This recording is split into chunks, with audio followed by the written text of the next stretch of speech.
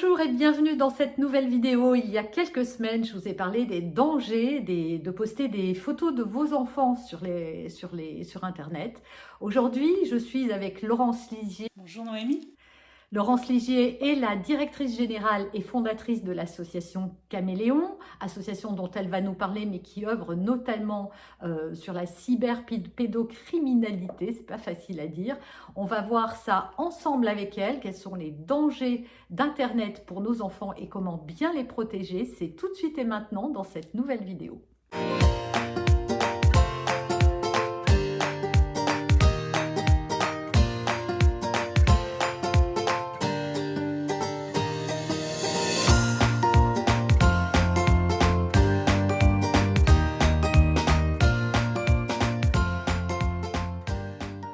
Bonjour, je suis Noémie de Saint-Cernin, votre coach en développement personnel et en parentalité. Je suis aujourd'hui avec Laurence Ligier. On va vous parler des dangers des photos, mais pas que, j'avais déjà fait une vidéo là-dessus.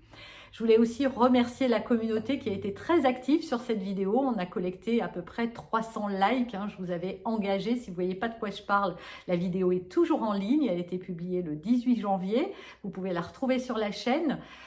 Et donc, j'ai remis un chèque de 300 € comme convenu à l'association Caméléon. On est aujourd'hui avec sa fondatrice et directrice générale. On va parler des dangers d'Internet. On va également s'intéresser à son parcours qui est extrêmement inspirant puisque Caméléon existe déjà depuis 25 ans. Elle avait 20 ans. Alors, est-ce que tu peux nous raconter un petit peu, Laurence, comment tout ça a commencé ? Oui, bien sûr, bonjour. Donc je suis Laurence Ligier, la directrice et fondatrice d'une association qui s'appelle Caméléon, que j'ai créée à 25 ans aux Philippines pour venir en aide aux petites et jeunes filles victimes de violences sexuelles. J'avais 20 ans, je suis partie en mission humanitaire, ça c'était vraiment un choix de me rendre utile, j'avais jamais voyagé. J'ai contacté une association française qui m'a envoyée aux Philippines parce qu'il y avait des besoins. Ça a toujours été important dans mon parcours, en tout cas, de répondre à des besoins et pas juste parce que j'avais envie ou parce que je voulais donner de l'amour aux autres ou partir avec mon sac à dos sans aller nulle part. Donc c'est vraiment ce choix que j'ai fait il y a plus de 30 ans en fait, puisque ma première mission c'était en 92. Et j'en suis peut-être jamais revenue, c'est-à-dire que j'ai été marquée par ce que j'ai vu dans la rue, des enfants, des familles, des rues, des enfants exploités, des enfants abusés sexuellement, des enfants en prison, des enfants chiffonniers qui trient le fer, le bois, le verre pour revendre et pour survivre. Et moi, en tant que jeune Française un peu privilégiée et qui n'avait jamais été confrontée à ce type d'image, j'ai été marquée. J'ai essayé de m'impliquer à titre bénévole et puis voilà, j'y suis encore de nombreuses années après. Alors justement, là où le parcours de Laurence est absolument incroyable, c'est vraiment quand on pense à l'âge que tu avais dans un pays que tu connaissais pas. Comme tu l'as dit, tu étais privilégiée, voilà, dans un milieu plutôt aisé où tout allait bien. Tu faisais des études de droit, je crois, que tu as interrompu. Comment, quand on se retrouve comme ça face à cette extrême misère, mais également face à des images qui sont choquantes, et toi-même, tu m'as dit que tu avais vécu dans un bidonville, comment on arrive à renoncer à ce confort? Comment on fait à 20 ans? Oui, bah, c'était très difficile parce que j'avais pas l'habitude de vivre dans des conditions assez extrêmes. Quand on vit en bidonville, il n'y a pas d'eau, il n'y a pas d'électricité. On vit aussi avec les cafards, les rats et on mange pas 3 fois par jour. Et il n'était pas question pour moi d'être ici au sein d'une famille, d'essayer d'aider avec mes petits moyens un programme d'éducation pour les enfants des rues et à la fois vouloir mon confort à manger et tout ça. Donc oui, bon, j'ai maigri, j'ai perdu 17 kilos, j'ai eu des maladies, quelques maladies, mais pas grave parce qu'évidemment, je faisais attention à ma santé aussi. Et j'ai essayé d'évoluer pendant 1 an en fait, dans ce bidonville et aussi dans une communauté rurale pour comprendre le mode de vie des Philippins, là où l'association m'avait placée, et pour essayer de les aider au mieux, en faisant abstraction de ce que j'avais pu vivre mes premières années en France, bien sûr, et en m'adaptant au mieux, en apprenant le dialecte et en m'intégrant pour après pouvoir prétendre, parce que je pense que c'est assez prétentieux de vouloir aider les autres, prétendre aider les enfants des rues.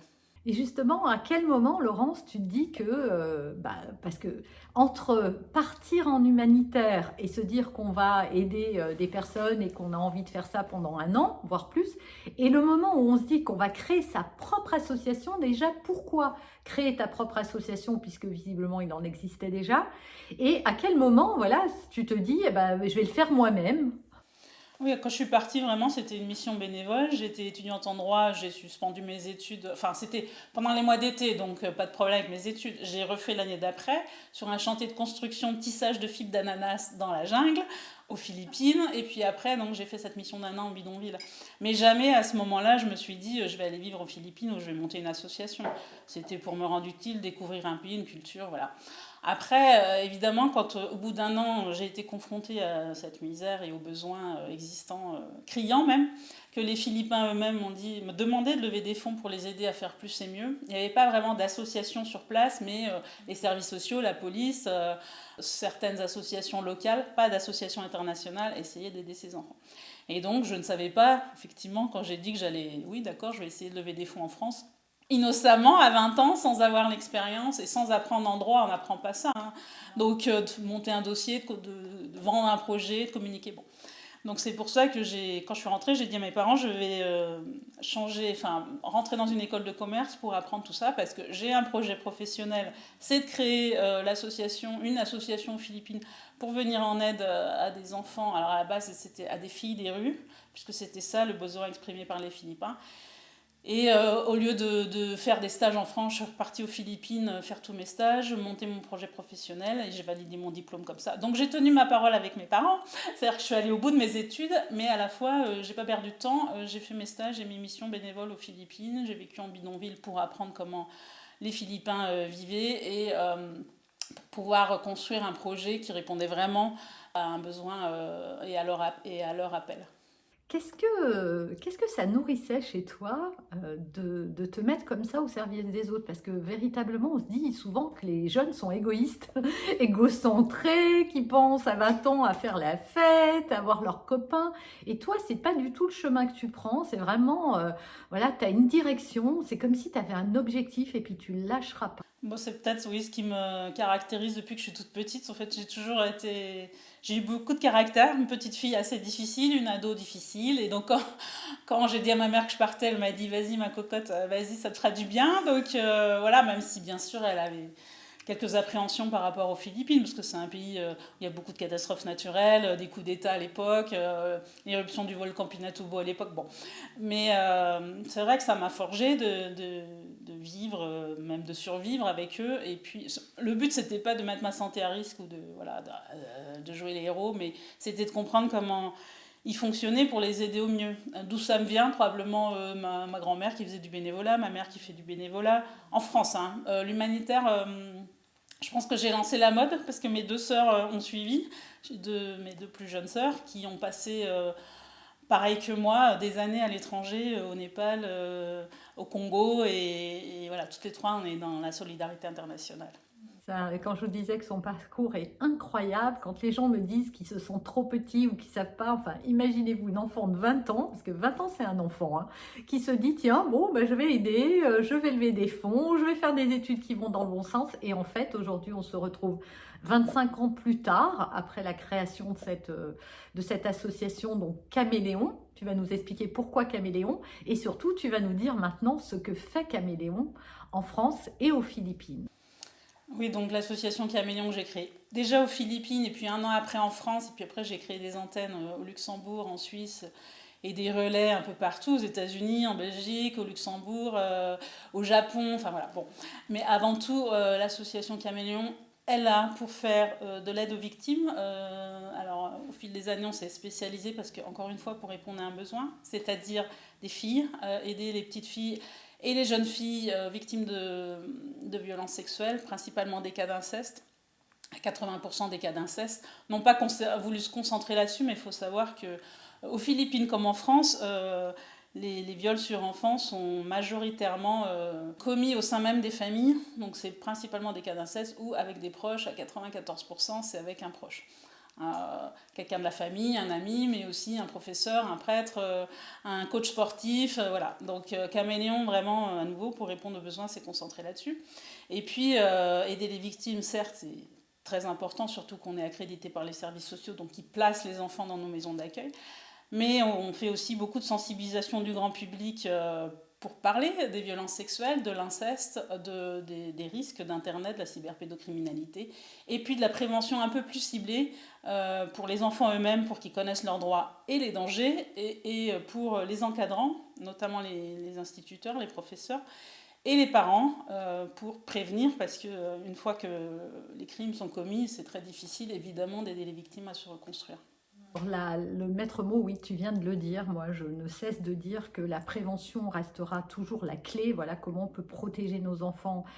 C'est vraiment ça. Mais pour prévenir, il faut en connaître les risques, savoir un petit peu à quoi sont exposés nos enfants, parce que c'est vrai que c'est compliqué de se rendre compte à quel point ils sont confrontés quotidiennement à des risques et à des dangers. Il y en a qu'on a très bien identifié, c'est de traverser la rue, de marcher peut-être seul dans la nuit ou dans une rue déserte. Oui, ça, je pense que tous les parents sont conscients, mais les dangers d'Internet aujourd'hui, ils sont très peu connus. D'ailleurs, moi-même, quand j'ai fait cette vidéo, j'ai eu beaucoup de gens qui m'ont dit oh, mais on ne pensait pas que pour publier une photo, ça pouvait être dangereux. Alors, est-ce que tu peux nous dire un petit peu quels sont les risques encourus par nos enfants ici en France, en tout cas dans nos pays, parce que je sais que vous me suivez un peu partout en Europe et dans le monde, mais dans des pays voilà, plus occidentaux, quels sont les risques auxquels sont confrontés les enfants?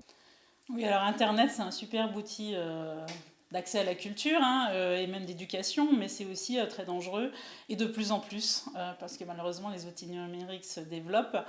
Et là où sont les enfants sont aussi les prédateurs.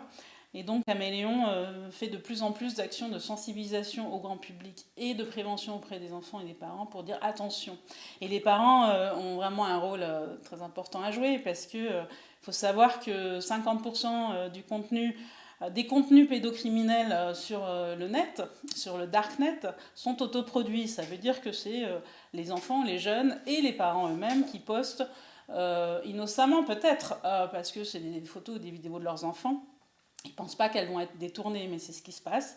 Les pédocriminels détournent des photos, par exemple, de votre enfant à la plage, votre enfant qui fait un grand écart quand il fait, je sais pas, du cirque, de la danse, des photos d'enfants qui lèchent une sucette, bon bref, voilà. Pour vous, c'est rien, mais pour eux, parfois c'est détourné. Après, ils commentent ça sur le darknet. Ou même certains, c'est arrivé, il y a eu un procès, notamment en Angleterre là-dessus, une photo d'enfant qui était détournée pour faire une poupée sexuelle, par exemple. D'ailleurs, Caméléon s'était mobilisé à ce sujet. Donc on s'en doute pas, mais oui, il y a beaucoup de dérives, et donc c'est aux parents, pour les enfants mineurs, qui sont bien sûr en charge de respecter les droits de l'enfant et les droits à l'image de leurs propres enfants. Et donc, quand eux-mêmes postent des photos et mettent leur enfant à risque, Caméléon dit attention, parce que justement, il y a des risques de détournement. Il y a des pédocriminels qui sont sur les réseaux sociaux, mais aussi sur les jeux en ligne, par exemple, Fortnite, où sont vos enfants, qui vont rentrer en contact, ça s'appelle le grooming, avec vos enfants se faisant passer pour un autre joueur ou une copine, un copain, enfin bon voilà, ça peut prendre des mois avec des chats et des messages, des échanges avec les enfants, où les enfants se sentent en sécurité. Et en fait, au bout du compte, c'est pour savoir où habitent les enfants, où ils vont à l'école, leur centre sportif, et après pour éventuellement les rencontrer, voire les violer. Donc ça peut aller très loin. Il y a aussi tout ce qui est sextorsion, c'est-à-dire ils vont encore une fois mettre les enfants en confiance, ou les jeunes, et puis petit à petit leur montrer leur propre sexe ou partie intime, et demander en échange aussi aux enfants d'envoyer ce qu'on appelle des nudes. Donc ça, c'est des images que les enfants voient de plus en plus jeunes, c'est assez courant, et donc sont traumatisés par ce qu'ils peuvent recevoir, hein, un homme en érection par exemple. Alors quand on a 6, 9 ans, 10 ans, c'est très traumatisant. Et je dis ces âges-là parce que l'âge moyen en France pour avoir un téléphone, c'est 9 à 10 ans. Donc c'est très très jeune. Donc là aussi les parents, attention, vous mettez dans les mains de vos enfants parfois un outil qui peut être un vrai danger. Et donc ces enfants qui sont traumatisés par les images, voire les sons qu'ils ont entendus, ça revient en écho. C'est après des enfants qui peuvent tomber en dépression, qui dorment plus, qui mangent plus, qui n'osent pas en parler à leurs parents parce qu'ils ont honte. Et là aussi, on dit aux parents, soyez vigilants, regardez, observez. Si vous voyez que votre enfant ne va pas bien, essayez de savoir ce qui s'est passé dans la journée, à l'école, quel est le problème. Enfin, il faut beaucoup échanger, discuter et comprendre sans les faire culpabiliser encore plus, parce que c'est difficile à dire en fait. S'ils ont vu des images, normalement, ils n'ont pas vraiment le droit de les voir. Hein. Ils pensent que c'est sale, que c'est pas bien. Bon, ils n'oseront pas le dire.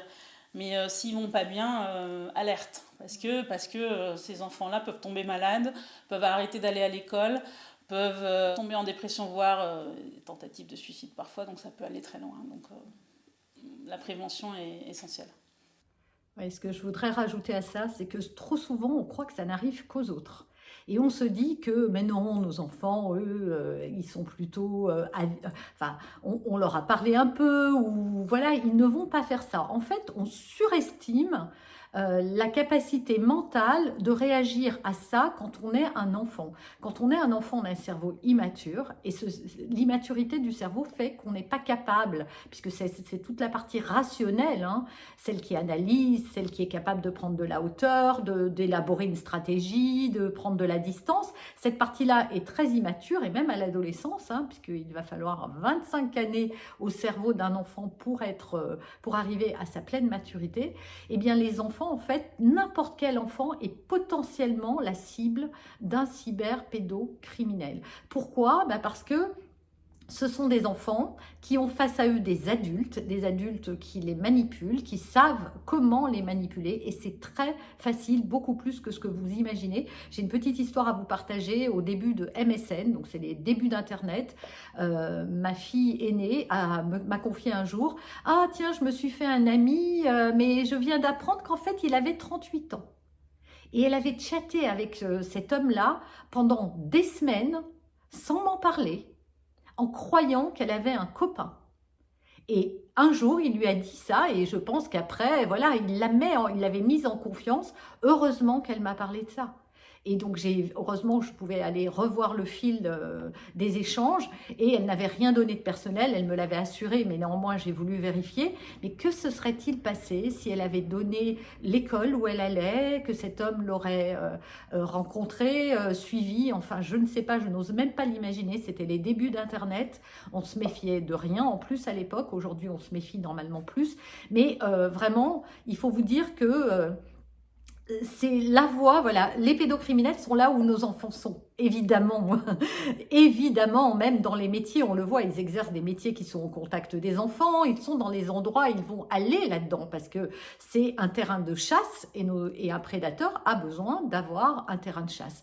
Donc, bien sûr qu'on ne va pas faire une psychose derrière tout ça, il ne s'agit pas de vous effrayer, mais moi je pense que la prévention, et c'est tout l'objet de cette vidéo, c'est que la prévention, d'être au courant, d'être avisé, d'être éclairé, ça nous permet de transmettre à nos enfants ce qui peut se jouer, de les mettre en alerte pour que, moi je me dis toujours que mes enfants, s'il se passait un truc pas normal, ils disent « Ah tiens, maman m'en a parlé, ça c'est pas normal ».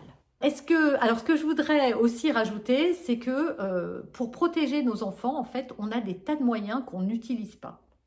Et un des moyens que vous pouvez utiliser, c'est justement d'aider ces associations, donc Caméléon notamment. Et je vais vous dire avec un truc, mais déjà basique et tout bête, Caméléon a créé un manifeste. Ils ont fait une très jolie vidéo qui est passée, que vous avez sans doute vue, qui est passée à la télé, qui est passée un peu partout, qu'on va retrouver sur Internet. Nous, on va vous la mettre ici en description de cette vidéo si vous voulez la regarder. Et donc, ils ont créé un manifeste qui a recueilli environ 13 000 signatures. À seulement 7 ans, Lilou a été partagée des centaines de fois avec des prédateurs sexuels par ses propres parents. Leurs amis ont laissé faire. Certains leur ont même fait savoir qu'ils aimaient. Tous l'ont partagé. Et ils en sont fiers. Parce que partager ce que l'on a de plus cher est un geste tout à fait normal. Allez ma puce, souris. Cheese. Partager des photos de vos enfants sur les réseaux sociaux, c'est prendre le risque de les partager avec 750 000 prédateurs sexuels dans le monde. Soyons vigilants.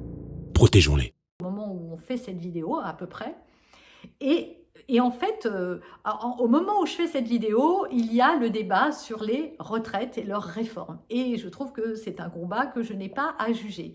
Mais on sait aujourd'hui, je viens d'apprendre que ça avait récolté 1 million de signatures en quelques jours. Caméléon a récolté moins de 13 000 signatures depuis plusieurs semaines. Qu'est-ce que vous en pensez ? Donnez votre signature pour cette cause-là. Est-ce que ça ne devrait pas être une priorité? Est-ce qu'on ne devrait pas tous en faire une priorité? Donc, si vous voulez faire quelque chose qui va vous prendre 30 secondes, on vous met le lien, vous n'avez qu'à cliquer sur l'image et allez signer cette pétition. Pourquoi? Laurence va nous expliquer pourquoi c'est important, parce que vous pouvez avoir l'impression que ça va servir à rien. Oui, tout seul, on est trop petit, mais ensemble, voilà, c'est un océan est constitué de milliards de gouttes d'eau. Eh bien, nous sommes peut-être une goutte d'eau, mais dans un océan, on peut faire le poids. Donc, raconte-nous un petit peu, Laurence, pourquoi il est important de se mobiliser.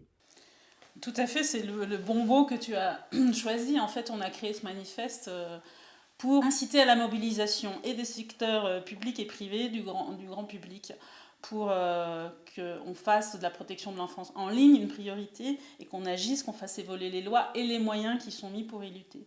Donc Caméléon a 4 revendications principales dans ce manifeste.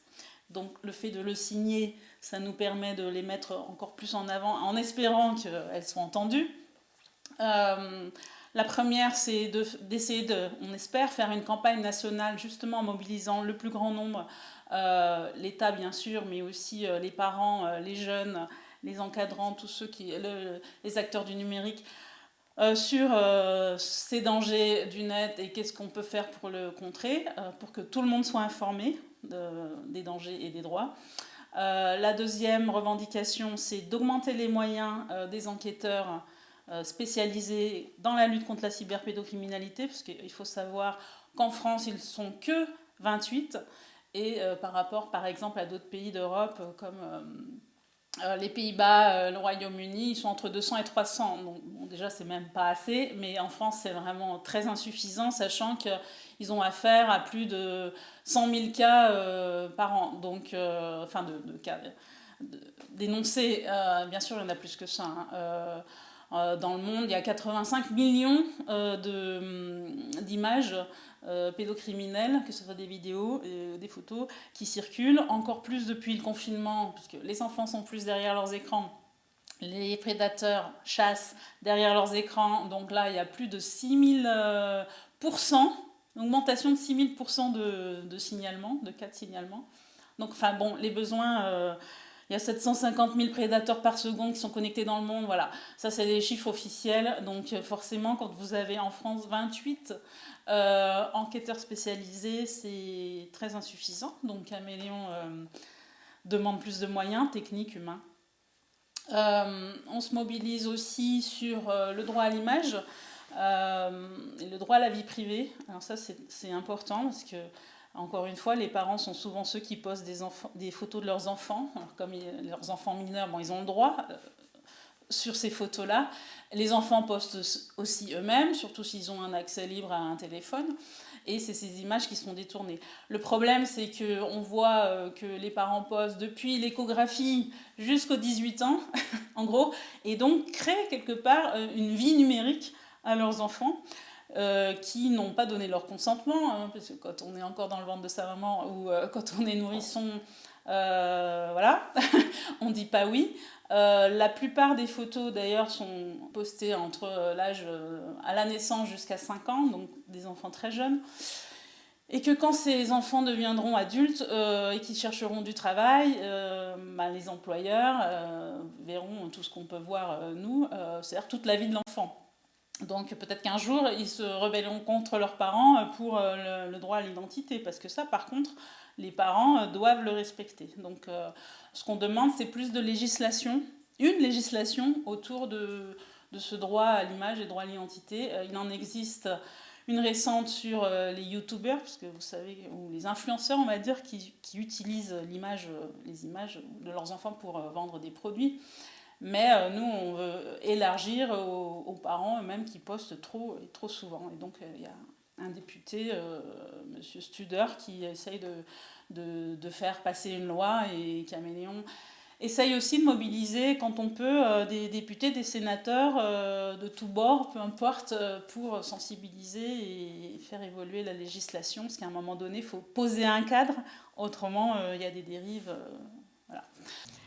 Et la quatrième revendication dans notre manifeste, c'est au niveau des plateformes et des acteurs du numérique en général, on demande à ce qu'il y ait un référent sur ces plateformes qui soit formé justement à ces problèmes de cyberpédocriminalité et qui puisse identifier quand il y a des risques pour les enfants, comme je l'ai dit, sur le grooming, la sextorsion, le live streaming aussi. Donc ça, c'est de la vente, c'est des prédateurs qui commanditent à distance des viols et des tortures d'enfants, souvent des enfants, entre autres, beaucoup aux Philippines. Donc tout ça, c'est pas la prostitution aussi en ligne, la pornographie, puisque c'est un gros business et que malheureusement beaucoup d'enfants sont concernés. Beaucoup d'enfants se prostituent d'ailleurs. En France, c'est dit plus de 10 000 enfants prostitués, de tous les milieux. C'est pas que pour des raisons de pauvreté ou financière. Bon, pour toutes ces raisons, encore une fois, Internet est dangereux pour les enfants, donc que les plateformes s'impliquent, les acteurs du numérique aussi, pour mettre en place des contrôles.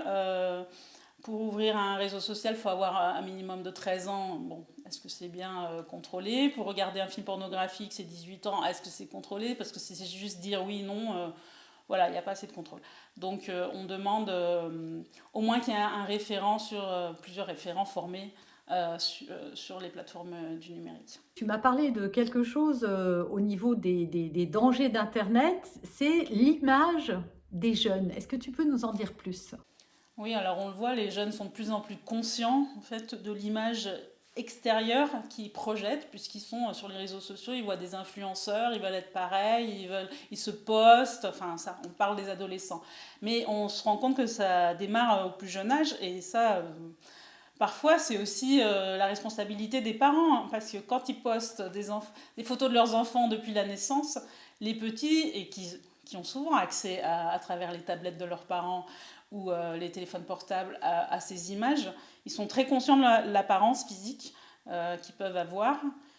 Et après, on voit des jeunes adolescents qui veulent avoir un nez comme ci, comme ça, ressembler à leur filtre, être conscients des habits qu'ils portent, ils veulent des marques, ils veulent ressembler à telle ou telle personne. Et donc, c'est une tendance qui est même inquiétante, puisque ces jeunes-là sont trop conscients de l'image et de l'apparence extérieure qu'ils donnent, alors qu'ils ne sont pas encore construits à l'intérieur. Et on ne sait pas ce que ça va donner dans quelques années, mais probablement ils sont très mal dans leur peau, parce que malheureusement on ne se construit pas qu'avec le physique qu'on peut avoir.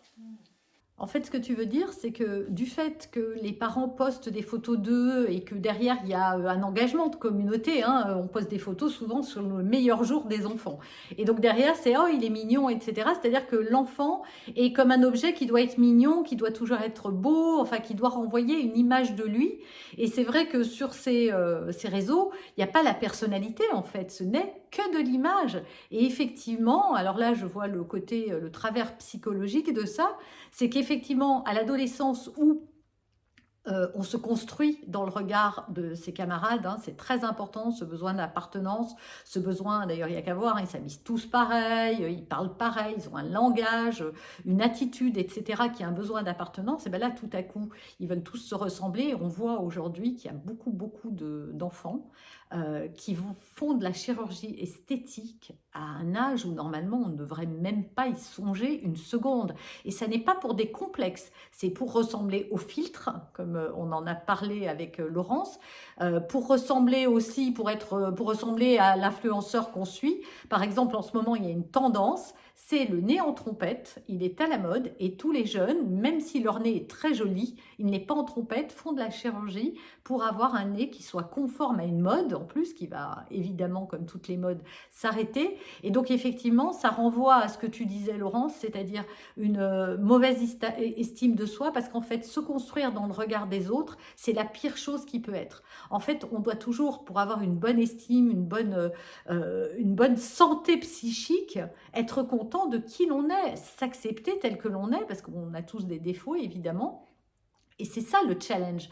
Mais là, on cherche à plaire à tout prix. D'ailleurs, les filtres, c'est ça, hein. C'est vraiment, je me montre sur une autre image, une image plus flatteuse de moi, une image plus lissée, une image plus sophistiquée, une image plus idéalisée de qui je suis. Et donc, ça pose la question, à l'âge de l'adolescence, où se pose la question de qui je suis et de la place que j'ai, ben là, je m'identifie en fait à des filtres, à d'autres personnes et à des choses que je ne suis pas. Et donc, il y a comme un rejet de soi-même. Et là, oui, pour moi, là, il y a un gros danger, vraiment, sur cette génération-là, de l'intérêt à nouveau, d'être en prévention quand on est parent, vraiment de relativiser entre l'image de soi et l'image qu'on renvoie et l'acceptation de qui l'on est.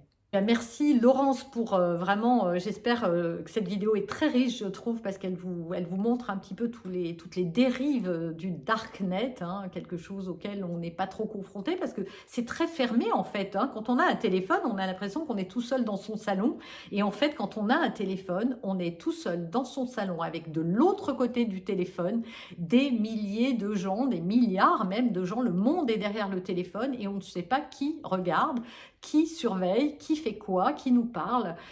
Donc c'est vrai que les enfants, bon, être un adulte, on voit de l'escroquerie aussi, hein, pour les adultes, mais on a normalement un petit peu plus de recul. Pour les enfants, bah, ça devient dangereux.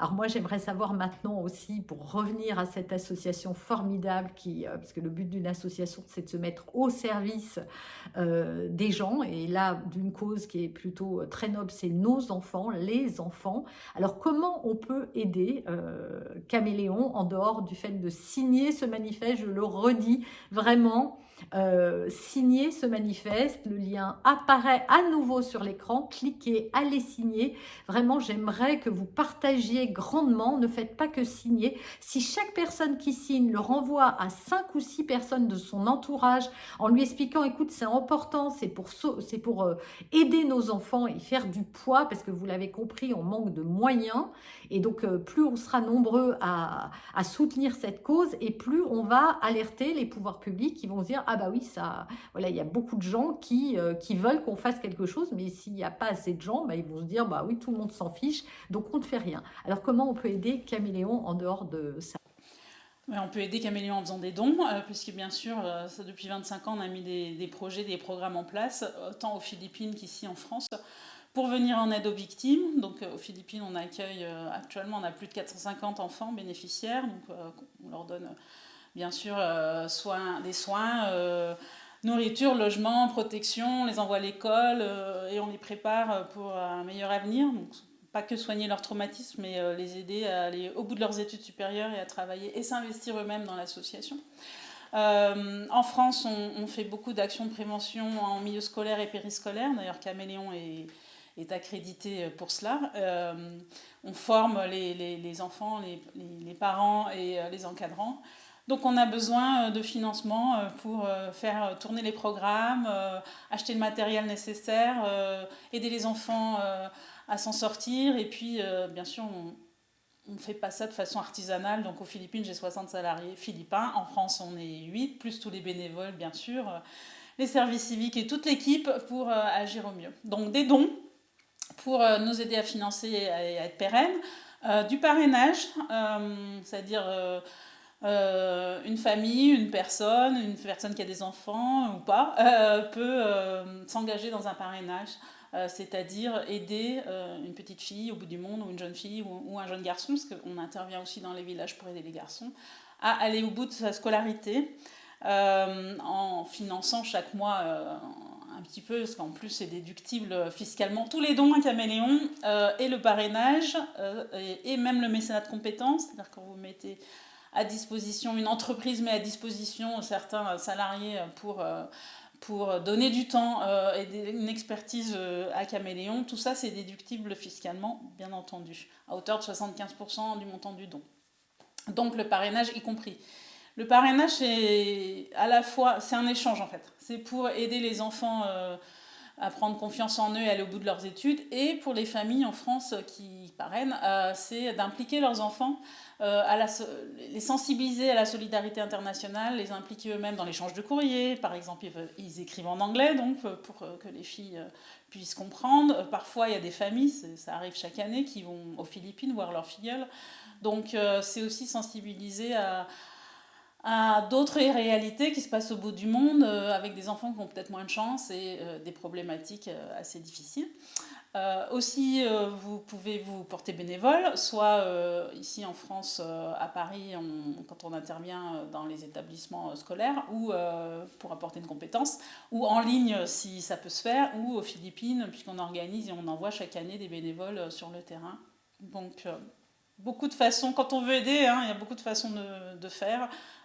Et Caméléon, si on perdure depuis 25 ans, c'est aussi parce que ce qu'on appelle les parties prenantes, les gens, les donateurs, les parrains, ont rejoint la grande famille, c'est comme ça que je l'appelle. Quand j'ai créé Caméléon, j'étais toute seule, mais maintenant on est entouré de nombreuses personnes qui s'impliquent, et c'est pour ça qu'on arrive à déplacer des montagnes, parce que c'est difficile de lutter contre les violences sexuelles. C'est dangereux aussi, on est menacé, aux Philippines en tout cas, puisqu'on met des gens en prison de mort, les filles elles-mêmes, les équipes, moi-même, mais on continue de se battre pour faire changer les choses et surtout sauver des vies. Et c'est pas rien de sauver même qu'une vie, donc si vous pouvez participer en nous aidant à aider les enfants, eh bien voilà, vous saurez que vous pouvez changer des vies ou sauver des vies. Et ben voilà, j'arrive au terme de cette vidéo un peu spéciale. Dites-moi dans les commentaires ce que vous en avez pensé. Vraiment, ça me tient à cœur de savoir. Voilà, vous pouvez aider, ne serait-ce qu'en partageant cette vidéo. On vous l'a dit, en signant. Ça, je pense que c'est à la portée de tout le monde. Un don, ça ne veut pas dire qu'il faut donner des milliers. Si tout le monde donnait une petite somme, c'est même mieux qu'une seule personne qui en donne une grosse. Voilà, vous pouvez faire selon vos moyens. En tout cas, sentez-vous libre d'aller cliquer les liens qu'on vous met sur la vidéo, mais également dans cette description pour en savoir plus. Moi, ça m'a tenu à cœur de vous partager cette vidéo, mais également le parcours de Laurence Ligier que je trouve absolument incroyable. Laurence Ligier a écrit un livre où elle raconte son expérience des Philippines quand elle était très jeune et comment elle a créé Caméléon. Vous pouvez retrouver ce livre en librairie, ça s'appelle Princesse des rues. On vous met le lien également dans la description, mais vous avez vu aussi apparaître sur l'écran la photo du livre. Voilà, moi je vous retrouve bientôt pour une autre vidéo. N'oubliez pas, ne partez pas s'il vous plaît sans signer ce manifeste. Likez cette vidéo pour qu'elle soit virale et qu'il y ait un maximum de personnes qui puissent la voir et donc signer ce manifeste. Partagez sur vos réseaux sociaux. Je vous autorise à récupérer cette vidéo ou à nous écrire pour nous demander les droits de cette vidéo et à la mettre vous-même sur vos propres réseaux, vos propres chaînes, vos propres sites, enfin là où vous voulez la mettre, vraiment je vous autorise tous les droits sur cette vidéo parce que l'objectif de cette vidéo, il n'y en a qu'un pour moi, c'est que les gens se mobilisent pour les enfants. Vous le savez, c'est une cause qui me tient mais tellement à cœur. Tout le travail que je fais, y compris pour vous, adultes, c'est parce que je n'oublie pas l'enfant que vous étiez. Tous les problèmes que vous rencontrez à l'âge adulte viennent de blessures de votre passé. Et quand on a été violé, quand on a été abusé, quand on a été maltraité quand on était enfant, eh bien ça va laisser des traces. Et ça, il faudrait que ça cesse.